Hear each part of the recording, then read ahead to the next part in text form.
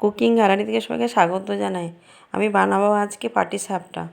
তো তার জন্য এই দেখুন, এই সুজিটা 4 চামচ আগে থেকে আমি জল দিয়ে ভিজিয়ে রেখেছিলাম, আর নিয়েছি এখানে 250 গ্রাম ময়দা। তো দুটো একসঙ্গে ভালো করে মিশিয়ে দুধ দিয়ে মেখে নেব। জল দিয়েও গুলতে পারেন, আমি একটু দুধ দিয়ে মেখে নিচ্ছি ভালো করে।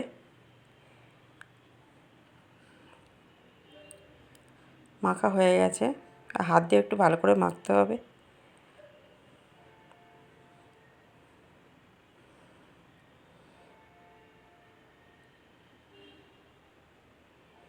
এর মধ্যে আমি একটু খেজুরের গুড় দিলাম, চিনি বাতাসা আগেই দেওয়া হয়েছিল, একটু গুড় দিলাম।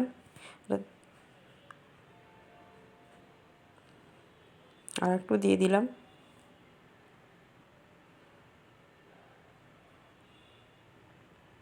এই রকম করে মাখা হবে। মিষ্টিটা যে যার মতো করে দিয়ে নেবেন। ঠিক এরকম মাখাটা হবে। তো কড়াই বসিয়েছি, তেল ব্রাশ করে দিলাম, দিয়ে দিলাম 1 হাতা। আর পুরটা দেবো ক্ষীরের পুরটা আগে থেকে তৈরি করা আছে।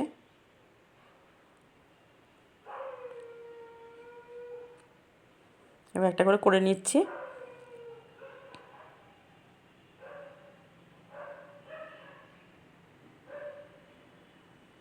একটা হয়ে গেল, আবার একটা দিলাম। এটা আমি তেল ব্রাশ করিনি, ঘি ব্রাশ করেছি। আপনারা চাইলে তেলও ব্রাশ করতে পারেন। আর আমি ক্ষীরের পুর দিয়েছি, আপনারা চাইলে নারকেলের পুর দিয়েও করতে পারেন, বা সন্দেশ কিনে নিয়ে এসেও হয়।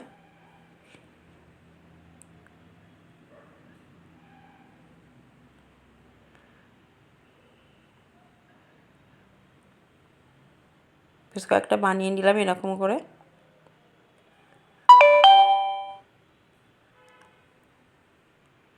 চটপট উঠে যাচ্ছে সুন্দর মতন। এখনও ভালোই শীত আছে। বন্ধুরা, এইভাবে পাটিসাপটা বানিয়ে দেখবেন। ক্ষীরের পাটিসাপটার মজা একটা আলাদা। আবার ঘি দিয়ে যদি ব্রাশ করে করা হয়, ঘি ব্রাশ করে, তা আরও স্বাদ লাগে। ভালো লাগলে অবশ্যই লাইক কমেন্ট শেয়ার করবেন। সবাই বাড়িতে একবার বানাবেন আমি যেভাবে বানালাম।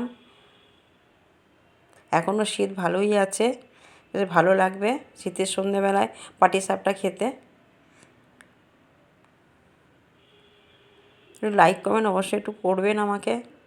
আমার চ্যানেলটা বড্ড ছোট, আপনাদের সহযোগিতা ছাড়া কখনোই আমার চ্যানেল বড় হতে পারবে না। আপনাদেরকে অনেক অনেক ধন্যবাদ যারা আমার ভিডিওটা দেখেন। কমেন্টও অনেকে করেন, ভালো লাগে তখন।